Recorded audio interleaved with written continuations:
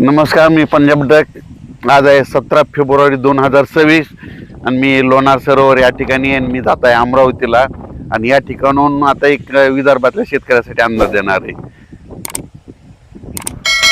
तर आता काय झालं की राज्यामध्ये एक आता वातावरण चेंज होणार आहे, म्हणजे शेवटच्या आठवड्यामध्ये। तर यानुसार मुद्दामून ह्या लोणार सरोवर इथून अंदाज देत आहे।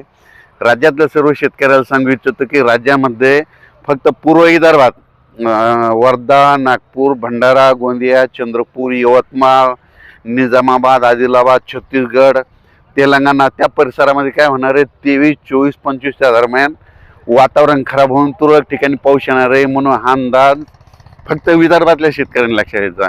तो पाऊस सगळीकडे काही पडणार नाही, सर्वदूर पडणार नाही, म्हणून हे देखील सर्व शेतकऱ्यांनी लक्षात घ्यायचं। फक्त राज्यात काय होणार,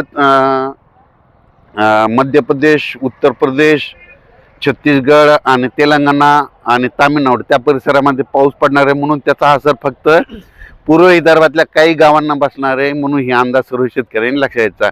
सर्वदूर पाऊस पडणार नाही, फक्त तुरळक ठिकाणी विदर्भातच, पूर्व विदर्भातच पावसाची शक्यता आहे। म्हणून हा अंदाज सर्व शेतकऱ्यांनी लक्षात घ्यावा। तर ज्यांच्याकडे हरभरा काढणी चालू आहे, तूर काढणी चालू आहे, तुम्ही काय करा, 22 तारखेपर्यंत विदर्भातल्या शेतकऱ्यांनी हा अंदाज लक्षात घ्यायचा आणि तुम्ही तुमचं तुरीचं हरभऱ्याचं नियोजन करायचं। आणि मी लोणार या ठिकाणाहून निश्चितच शेतकरी भेटले आणि एक टीव्हीला बातमी येते की लोणार सरोवराचं पाणी वाढले, तर आपण त्यांच्याकडूनच विचारून घेऊ। सर, गेल्या म्हणजे या हंगामापासून, पावसाळ्याच्या हंगामापासून या सरोवराचं पाणी म्हणजे झपाट्याने वाढत आहे, यावर तुमचं काय मत आहे? तर ह्या लोणार सरोवराचं पाणी वाढत आहे, तर माझ्या पाण्यावर खूप अभ्यास आहे। मी म्हणजे जमिनीतला भूगर्भाशास्त्र खूप अभ्यास केलेला आहे। तुम्हाला एक सांगू इच्छितो, याचं पाणी वाढण्याचं कारण याचं सगळ्यात महत्त्वाचं काय झालं, एकूण आतापर्यंत मी सगळ्या महाराष्ट्रभर फिरलो, सगळ्या जमिनीचा पाण्या पातळीवर अभ्यास केल्याच्या नंतर काय झालं, 1984ला जितकं पाणी होतं तितकं जमिनीमध्ये पाणी आलंय।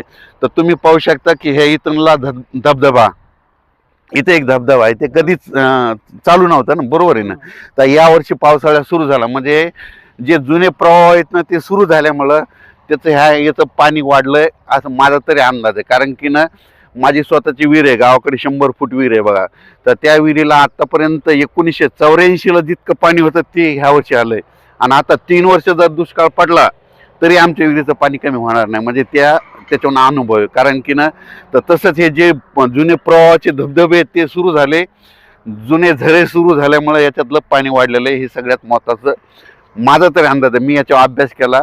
पाणी वाढण्याचं असं हे सगळ्यात महत्त्वाचं कारण आहे की जे, आणि त्या देखील तिथं गोमुख आहे, त्या तिथलं सुद्धा त्याचा म्हणजे त्यावेळेस बघितलं होतं उन्हाळ्यामध्ये तिची धार होती जी छोटी होती, आता खूप मोठी धार चालू आहे।